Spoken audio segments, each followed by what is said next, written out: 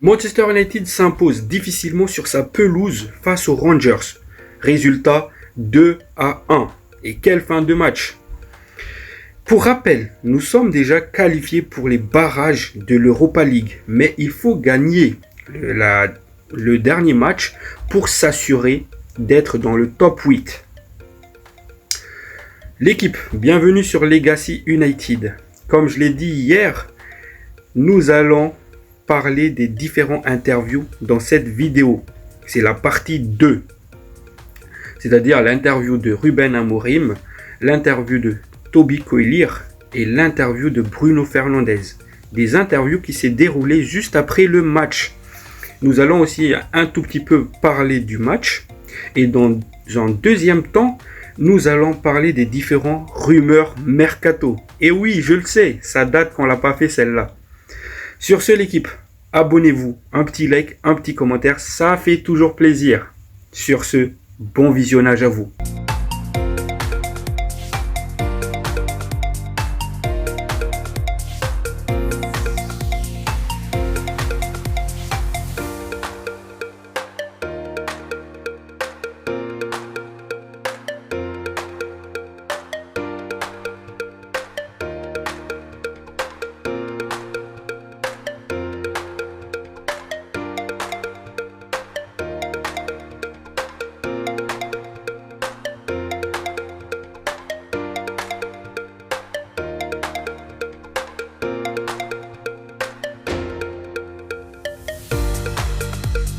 Guys, bonjour à vous, j'espère que tout va bien pour vous.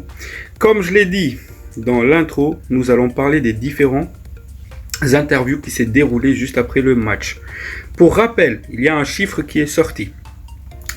Toby Coilier est le premier milieu de terrain à effectuer plus de 50 passes avec une précision de 94% depuis la saison 2003-2004. Mais encore une fois, comme je l'ai dit hier dans la partie 1, les passes de Toby Coilier, c'était des passes latérales. Il a préféré jouer la sécurité. Donc, il n'était pas si présent que ça offensivement. Il a évité de casser des lignes. Et oui, c'est un jeune joueur, mais il faut qu'il s'améliore dans ce domaine-là. Par contre, domaine défensif, il a enchaîné les efforts. Il était humble dans ses efforts. Il a beaucoup couvert beaucoup de zones. Donc, il a fait beaucoup de travail défensivement. Donc, oui, c'est impressionnant la stat. Mais encore une fois, c'est une stat qui n'était pas vraiment positive. Parce que oui, il a fait beaucoup de passes dans ce match-là. Mais c'était des passes à gauche, à droite. C'était pas des passes qui allaient vers l'avant, qui va casser des lignes, des passes dangereuses. C'était des passes sécurité. Donc voilà, c'est une petite stat qu'il faut savoir sur le match de Toby Coilier. Avant d'enchaîner sur les interviews, nous allons d'abord faire notre petit rituel d'avant. C'est-à-dire, je sélectionne 2 commentaires et nous allons en discuter ensemble. Donc, le premier commentaire du jour que j'ai sélectionné, ça vient de Georges Sabodji. Pardonne-moi si je prononce mal. Donc, dans ce commentaire-là, il nous dit que Ruben Amorim, il a été recadré par ses dirigeants. Tout d'abord. Et oui, parce que en fait, j'ai vu des rumeurs comme ça qui circulaient. Parce que Ruben Amorim a tenu des propos forts juste après le match face à Brighton. Et en arrivant en conférence de presse, il a dit non, c'était pas les joueurs que je visais, c'était plutôt moi-même. Donc, je pense qu'il a été recadré. Les dirigeants ont dit mec, calme-toi, corrige ça parce que c'est pas bien, c'est pas bon. Un peu, je sais pas si vous vous rappelez, Olé à l'époque où il a sorti des propos forts sur Marcus Rashford. Et juste après, il est venu en conférence de presse avec Rashford et il a tenu à s'excuser devant les médias. Donc oui, peut-être qu'il a eu une sorte de discussion avec ses dirigeants, une sorte de pression pour changer cela. Après, dans un autre temps, il nous dit, Georges Sabodji, que les joueurs comme Bruno Fernandes, Casemiro, etc., ils doivent tous partir.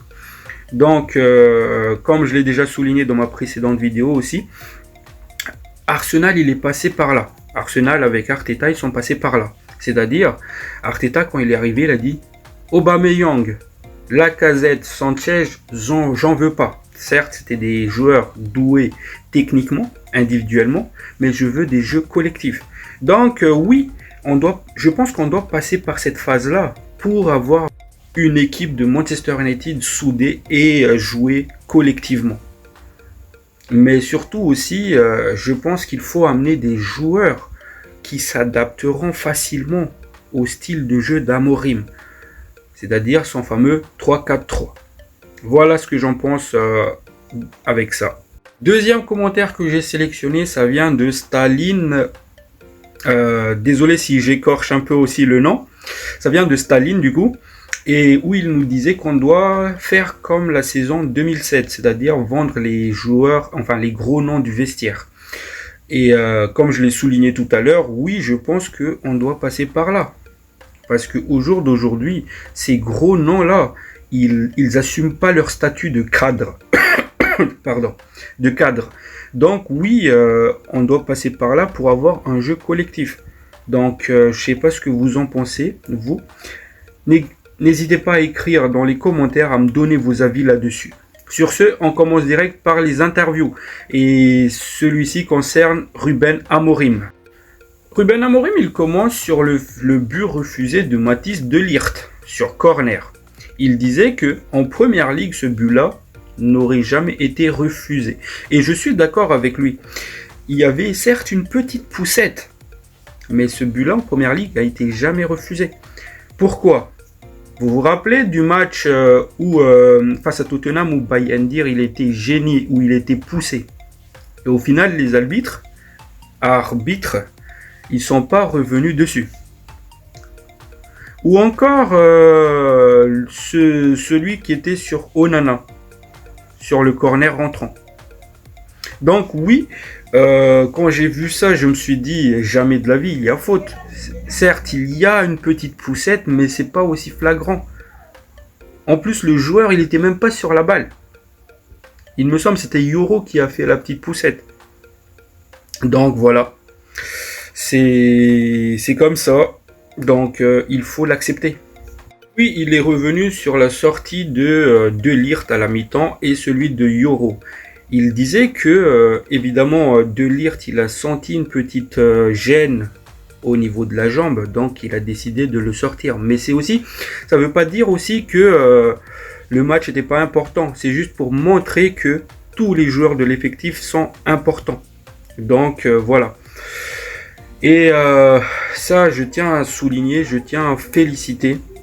Pour éviter les grosses blessures à répétition, quand les joueurs ressentent une gêne, il faut les faire sortir, l'analyser, mais pour que la blessure ne s'aggrave pas.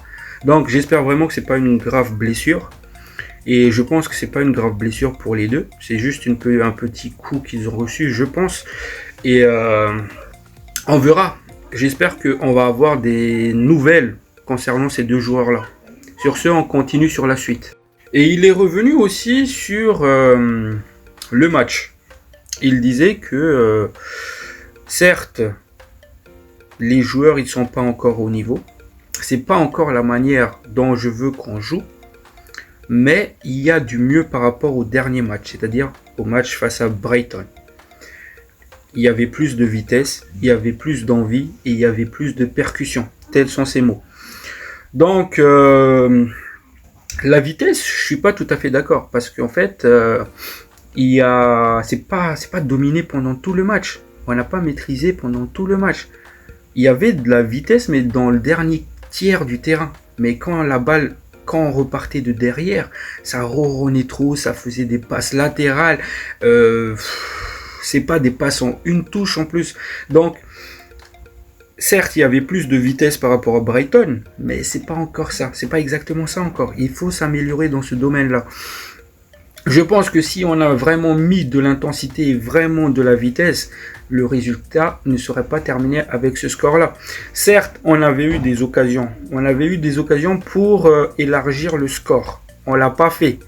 Et ça, d'ailleurs, il faut travailler dessus. Il faut travailler sur les finitions. Parce que c'est aberrant le fait que d'avoir beaucoup d'occasions, mais on n'arrive pas à finir. Donc voilà. Dans le dernier tiers, ça allait vite, mais quand la balle se retrouvait dans notre camp, ça ronronnait beaucoup, ça faisait beaucoup de passes latérales, c'est pas des passes qui cassent des lignes, donc voilà. Donc voilà ce que j'en pense à cet avis-là. Puis il continue avec nous avons bien joué. Certes, nous avons perdu le contrôle pendant 7 minutes dû à des mauvaises décisions, mais on a plutôt bien réagi. Et ça, j'ai adoré. Pourquoi ? Certes, dans l'ensemble, on a plutôt dominé cette équipe-là. C'est-à-dire cette équipe des Rangers, surtout en deuxième mi-temps, à partir de la 45e minute jusqu'à la 80e minute, ils n'étaient pas dangereuses. Parce qu'on a gardé la balle, on a fait tourner, on les a travaillés. Mais dans les 10 dernières minutes, on a fait beaucoup d'erreurs individuelles. Des fautes, des pertes de balles. Et du coup, cette équipe des Rangers s'est montrée. Et ils ont égalisé. Et par la suite, on a plutôt bien réagi. Parce que sur la dernière occasion qu'on a eue, on a mis le but. Donc voilà, c'est une masterclass. Il a souligné les faits, les termes. Et c'est ce qu'on a vu pendant le match. Mais attention, tout n'était pas convaincant dans ce match-là. Il y a encore beaucoup de choses à corriger. Et notamment le fait que certains joueurs, ils sont pas bons techniquement. Je pense à Diogo Dalot. Diogo Dalot en premier mi-temps, il m'a fait rager. Il contrôle la balle, il se fait reprendre, il pousse un peu trop loin la balle, donc il perd la balle, il tente des passes qui se terminent en touche ou interceptées. Diogo Dalot, par exemple, c'est un joueur qui nous fait perdre beaucoup de balles. Et notamment aussi Bruno Fernandes, où il s'embêtait pas à réfléchir des fois. Il a la balle, il le dégage, il n'y a personne dans ces zones-là. Donc, il faut corriger tout ça. C'est des détails à corriger, à travailler. Et comme il l'a dit et répété plusieurs fois Ruben Amorim, il nous faut de l'entraînement, du temps d'entraînement. Donc, voilà. Tout n'était pas beau, tout n'était pas rose. Il y a ces erreurs techniques-là, mais il y a aussi le fait de ne pas finir les occasions. Et ça, j'insiste là-dessus. Parce que si on est face à des grosses équipes et qu'on n'arrive pas à terminer ces occasions, les rares occasions qu'on va avoir, ben, c'est compliqué. Donc voilà ce que je pense avec ça. Encore une fois, l'entraînement c'est important. Mais surtout, c'est les joueurs qui sont importants. Il faut des joueurs qui sont capables de jouer dans ce système-là. Et je pense avec 2 rajouts dans cet effectif, ça va changer beaucoup de choses. Notamment, je pense à un piston ou bien un 10. Voilà ce que j'en pense. Après aussi, il est revenu sur le fait que Luke Shaw allait revenir dans 2 semaines. Le journaliste lui a posé la question, est-ce que quand il reviendra, il va intégrer l'équipe? Il a dit, bien sûr que non. Il faut déjà qu'il le prouve pendant l'entraînement, qu'il mérite sa place.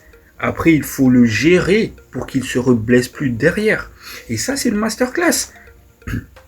C'est une masterclass. Combien de fois Erik ten Hag, quand Luke Shaw il revenait, direct titulaire. Quand Licha revenait, direct titulaire. Et juste derrière, ou même pendant le match, il se blessait encore une fois. Donc voilà, il faut les gérer. C'est pas que tu reviens que tu es direct titulaire. Il faut le mériter, sa place. Et c'est ce qu'il disait là-dessus. Et ça, j'ai adoré. Et on lui a posé la question concernant la performance de Bayindir. On lui a posé la question si sa manière de voir Bayindir après ce match-là était différente par rapport à avant. Il disait non, je le vois de la même manière. C'est un joueur qui est prêt à aider. Et la rotation, elle était préparée. Nous avons deux bons gardiens en ce moment. Donc, il faut avoir de la rotation entre les deux. Mais sinon, je le vois de la même manière qu'avant. Ça veut dire quoi ça, le voir de la même manière? Est-ce que ça veut dire que pour Ruben Amorim, Bayindir reste un remplaçant? Parce que si c'est le cas, voilà. Bayindir, il a fait 2 matchs et 2 matchs XXL. Il serait peut-être temps aussi de le lancer en première ligue. Je ne sais pas ce que vous en pensez là-dessus. Histoire aussi que Onana il cogite dedans, Bayindir, il est monstrueux en ce moment, il faut le lancer. Et ça va être ça sera une bonne concurrence parce que ça va pousser Onana aussi à faire des performances XXL. Si nous avons vraiment deux très bons gardiens, il faut le faire, je pense. Voilà mon avis sur ça. Pour moi, Bayindir au jour d'aujourd'hui, c'est un titulaire. C'est un titulaire. Parce qu'il va vite au sol. Onana, il ne va pas vite au sol. Bayindir, il va très très vite au sol. Après, il ne faut pas non plus... Je ne suis pas en train de dire que j'enlève les choses que Onana, il a fait. Hein. Onana, il avait fait des belles arrêts. Mais en fait, ce qui me gêne, c'est que Onana, il commet beaucoup de bourdes. Il va faire des matchs XXL, juste après, il va faire ses bourdes. C'est comme s'il était en train de faire le quota. C'est-à-dire, j'ai fait un très très bel match. Donc là, je peux faire une erreur. Une bourde. C'est comme s'il était comme ça. Il fait le montagne russe comme ça, Onana. Un peu à l'image de l'équipe. Donc, moi, je suis pour lancer Bayindir en première ligue aussi. Voilà, c'est mon avis après. Hein. On lui a posé la question par rapport à Bruno Fernandes, où il disait que Bruno Fernandes, de temps en temps, c'est un joueur qui commet des erreurs, comme moi, il disait. Il commet des erreurs, mais il faut aussi voir l'autre côté positif, c'est-à-dire c'est un joueur qui demande beaucoup la balle, qui se rend disponible sous pression, et c'est un joueur important. Et c'est le genre de joueur qu'on a besoin actuellement. Grosso modo, c'est ce qu'il était en train de dire. Il a fait l'éloge de Bruno Fernandes tout en soulignant ses erreurs. Donc voilà. Pour ce qui est de ma part, il y a mieux que Bruno Fernandes. Et ça reste ma part. Parce que j'ai l'impression que des fois, sur certains matchs, Bruno Fernandes, il se cache. Il s'embête pas. Et ça me gêne beaucoup. Il doit montrer l'exemple. C'est là, je souligne ça. Bruno Fernandes, il doit montrer l'exemple. Évidemment, il va le faire sur un match, sur 4. Mais ce que je demande, en fait, c'est que tu le fais à chaque match. Que tu sois juste techniquement ou pas, tu dois montrer l'exemple. Tu es le capitaine de l'équipe. Et c'est là que j'en veux beaucoup à Bruno Fernandes. Aujourd'hui, enfin, sur le match face aux Rangers, il nous a sauvés. Mais en soi, dans ce match-là, Bruno Fernandes, il s'embêtait pas. Il n'était pas aussi influent que ça dans ce match-là. Je ne sais pas ce que vous en pensez, mais ça reste mon avis. C'est ce que j'ai vu pendant ce match-là. Il a eu des balles, il dégageait, il n'y avait personne dans ces zones-là. Il n'était pas si juste que ça. Après, on a deux joueurs qui se font l'éloge les uns et les autres. C'est-à-dire, tu as d'abord Coelier qui fait l'éloge de Bruno Fernandes en disant que c'est un joueur intelligent, technique et tout. Et de l'autre côté, tu as Bruno Fernandes qui fait l'éloge de Toby Coelier en disant c'est un bon jeune qui s'entraîne bien, il est humble et il est agressif avec et sans ballon et il est classe dans les petits périmètres. Classe dans les petits périmètres, j'y crois pas. En fait, Toby Coelier, c'est un joueur agressif, comme il l'a dit Bruno Fernandes. Et ça, je l'enlève pas son côté agressif, et j'adore même. Mais classe dans les petits périmètres, je crois pas trop, parce qu'il y a un autre joueur qui est beaucoup plus classe dans les petits périmètres, Kobe Mainoo. Et en fait, Kobe Coelier, il a joué la sécurité. Je l'ai pas vu combiner beaucoup dans les petits périmètres. J'ai pas vu ça de Kobe Coelier. Mais bref, c'est un C'est un jeune, il va évoluer là-dessus et on verra ce que ça va donner. Et Bruno Fernandes, il ajoute d'ailleurs que c'était important cette victoire aujourd'hui. Parce que ils veulent assurer leur place dans le top 8 pour éviter de jouer 2 matchs de plus, c'est-à-dire les 2 matchs du barrage. Mais aussi, il ajoute que ils veulent aller en finale à Bilbao. Et donc, oui, parce que si on peut éviter de passer par les barrages, c'est toujours mieux. Il faut rappeler une chose, les gars, c'est qu'on est invaincu en Europe cette année. Certes, notre début était compliqué, mais c'est que t'es des 3 matchs nuls. Mais après, on a enchaîné avec des victoires. Donc, comme je l'ai dit aussi, le plus important cette saison, l'objectif de cette saison, c'est de gagner cette Europa League. Donc, je rejoins Bruno Fernandes sur le fait que on veut être présent en finale à Bilbao. Mais pas que être présent, la gagner. Parce que c'est l'objectif. Donc, voilà. Puis il est revenu évidemment sur le match en soi. Il disait que on aurait dû être beaucoup plus tueur parce qu'il y avait des occasions pour faire le break, mais on l'a pas fait. Il y avait le match, après on a attaqué avec beaucoup plus d'envie et beaucoup plus d'intensité pour mettre le but. Et ça fait toujours plaisir de mettre cette but victorieuse.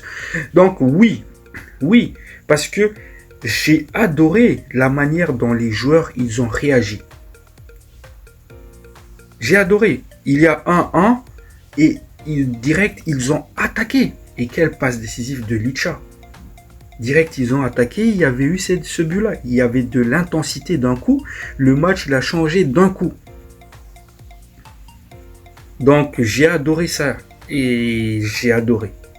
Puis les journalistes lui ont posé cette question-là à Ruben Amorim. Est-ce que ça t'aiderait de jouer avec les joueurs que tu as choisis par rapport aux joueurs des autres managers? Et il disait, mais c'est mes joueurs maintenant. Et je dois faire avec. Vous connaissez la situation du club. Et je dois faire avec. Et c'était une masterclass. Parce que de 1, il nous rappelle que certes, c'est des joueurs choisis par un autre manager, mais c'est ces joueurs. Donc, il balaye déjà de côté le fait de parler de ces joueurs-là. Mais en plus, il ajoute que vous connaissez la situation du club. Et je dois faire avec. Et j'ai plutôt aimé, en général, l'interview qui s'est passée après le match, que ce soit Amorim, Bruno Fernandes. Parce que, comme je l'ai dit, il fallait analyser ces interviews-là. Et dans l'ensemble, j'ai plutôt bien adoré parce qu'ils ont souligné les positifs et les négatifs en même temps. Et Amorim, il a parlé des faits qu'il faut corriger certains trucs, améliorer. Il lui faut de l'entraînement. Il nous répète à chaque fois, on le connaît maintenant. Voilà. Maintenant, nous allons attaquer la deuxième partie de la vidéo, c'est-à-dire les rumeurs mercato. Parce qu'il s'est passé il s'est passé des choses pendant ce mercato. Certes, il n'y a rien qui est encore officiel, mais il y a plutôt des rumeurs qui sont intéressantes. Donc, déjà, il faut savoir une chose. J'étais choqué quand j'ai vu Anthony dans le groupe pour affronter les Rangers. Parce que j'ai vu le Where He Go il y a déjà une semaine. Je me suis dit, mais qu'est-ce qu'il fait encore là, lui? Il n'est pas encore parti. En fait, non. Manchester l'a gardé justement jusqu'à aujourd'hui. Aujourd'hui, il a eu l'autorisation de partir en Espagne. Donc, je pense qu'il va partir ce soir ou demain. Là, on a l'information, c'est-à-dire qu'à partir du prochain match de Manchester United, c'est-à-dire Fulham, Anthony ne serait plus dans le groupe.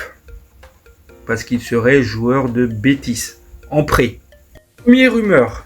Là, on apprend qu'en cas de vente de Garnacho, Manchester United serait intéressé par Tyler Dibling, le joueur de 18 ans des Saints, Southampton. Manchester United est intéressé par le profil du joueur qui est un ailier droit, dribbleur, provocateur. Et cette saison, en 20 matchs de Premier League, il a marqué 3 buts. Donc voilà, c'est un joueur que je ne connais pas. Je sais pas, n'hésitez pas à me dire dans les commentaires ce que vous en pensez du joueur. Mais c'est un joueur intéressant selon les sources. Donc voilà, première rumeur du jour, c'est Tyler Dibling. Et selon les sources aussi, Chelsea a soumis une offre pour Garnacho de 60 millions de livres. Il me semble que c'était la somme demandée par Manchester United. Maintenant, qu'est-ce qui va se passer? Est-ce que Manchester United va accepter? Parce que là, c'est flou cette histoire-là. Parce que certaines sources, ils nous disent Chelsea veut formuler une offre, et d'autres sources qui nous disent Chelsea a formulé une offre. Maintenant, c'est à prendre avec des pincettes, mais le choix de Garnacho, c'est de rester en première ligue et notamment partir à Chelsea. Pour ce qui est de ma part, c'est pas une bonne idée de vendre un joueur à un concurrent direct. Mais si c'est le seul équipe qui peut faire une belle offre pour Garnacho, pourquoi pas? Donc après aussi pour la suite de sa carrière, est-ce que c'est un bon choix pour lui de partir à Chelsea? Sachant que Chelsea a recruté beaucoup d'ailiers. On pense à Pedro Neto, on pense à Sancho, on pense à l'ancien joueur de l'Atlético, le portugais, je sais plus son nom en tête. On pense à Madueke, donc Nkunku. Il y a plein d'ailiers à Chelsea, donc je ne sais pas si c'est un bon choix pour lui de partir là-bas. Mais l'intérêt, elle est réel. Et en parlant de Chelsea aussi, du côté de Manchester United aurait demandé à Chelsea de nous tenir informés par rapport à la situation de Nkunku. On sait tous que Manchester United est intéressé par le joueur. Et je pense que c'est un joueur qui rentre parfaitement dans le système de Ruben Amorim en soutien d'attaquant. Et c'est un joueur intéressant. Il a joué dans ce système-là aussi avec Leipzig justement. Maintenant, ce qui me gêne un peu avec le joueur, c'est un joueur qui se blesse beaucoup. Et après, la somme qui sera peut-être demandée par Chelsea. Parce que avec le cas Mount qui nous ont fourré à plus de 60 millions, je m'attends aussi à ce genre de coup-là pour Nkunku. Donc voilà, n'hésitez pas à me dire vos avis dans les commentaires. Et celle-ci, elle a été confirmée par Fabrizio Romano. Vous le savez déjà, quand Fabrizio Romano parle d'un truc, c'est que il y a de fortes chances que ce soit réel. Il nous parle du cas de Dorgu, Patrick Dorgu. Il dit que Manchester United a formulé une deuxième offre. Et cette offre-là, elle s'élève à plus de 30 millions d'euros. On parle là de à peu près 35 millions d'euros avec les bonus. Et je pense que c'est à peu près ce que demande Lecce pour le joueur. Et peut-être que ça va être officiel dans les prochaines heures, voire jours qui va suivre. Voilà. Et pour ceux qui ne connaissent pas Patrick Dorgu, c'est un joueur polyvalent. Il est de base, c'est un ailier droit qui a été converti en tant que piston gauche à Lecce. Mais il est capable de jouer justement ailier droit, piston gauche et MG, milieu gauche. Donc c'est un peu le même cas que Alphonso Davies. C'était un ailier qui a été converti. Et c'est un piston qui est ultra offensif. C'est un dribbleur, il a beaucoup de vision de jeu. Et même les journalistes italiens, quand ils commentent les matchs, ils font l'éloge de Patrick Dorgu. Donc voilà. J'ai fait un peu le tour de tout ce qui s'est passé, les rumeurs, les conférences de presse. Donc voilà. Sur ce, l'équipe, prenez soin de vous. Ciao, ciao.